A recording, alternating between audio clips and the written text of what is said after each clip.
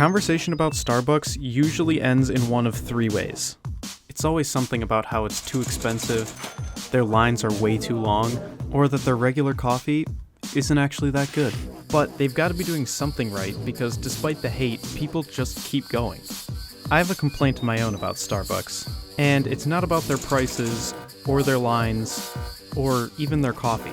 The only thing that really bothers me is the ice.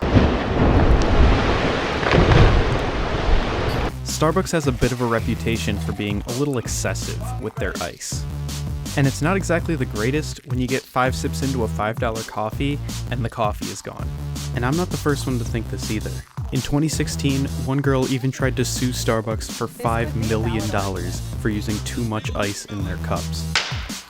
Now, I'm not gonna sue anybody, but I have always wondered, how much drink do you actually lose in a Starbucks iced coffee?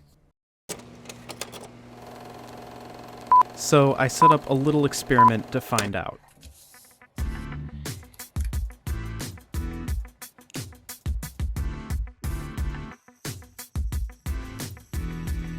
For this experiment, I would need to buy 6 different cups of Starbucks, which, for a college student, do not come cheap. Did you say $11? Oh my. Then I would just get rid of the ice and measure how much coffee was left.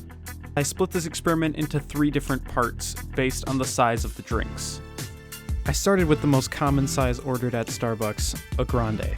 A grande is basically Starbucks medium size, and it's supposed to hold 16 ounces of coffee.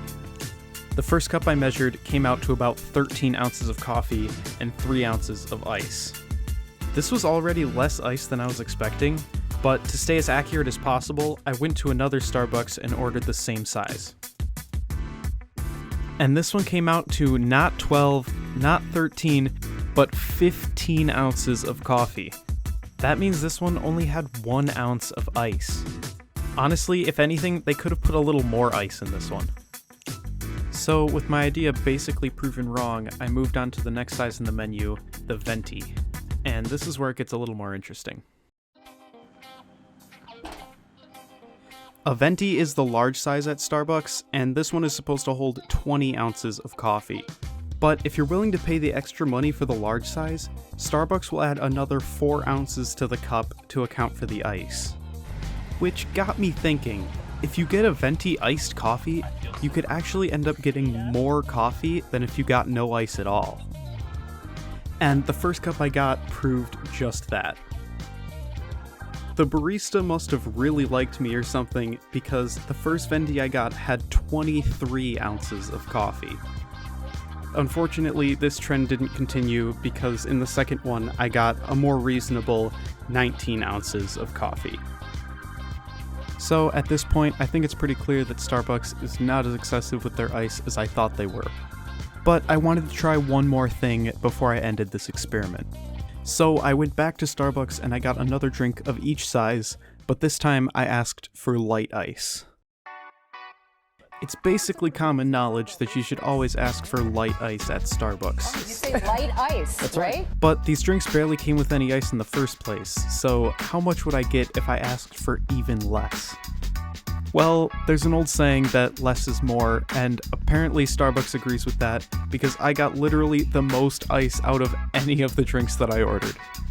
The grande with light ice came out to 12 ounces of coffee, and the Venti came out to another 19.